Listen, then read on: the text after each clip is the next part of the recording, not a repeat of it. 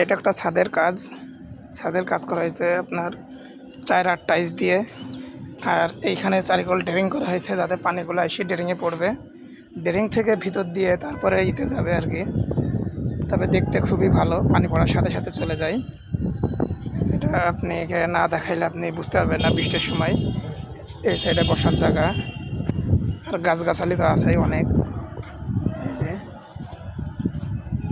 অনেক গাছগাছালি দেখার মতো।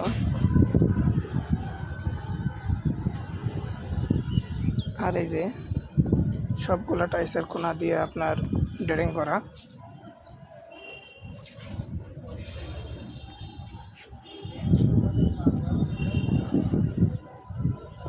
আর ছাদের ডিজাইনটা হচ্ছে 4 চালা ঘর, টিনের ঘরের মতো।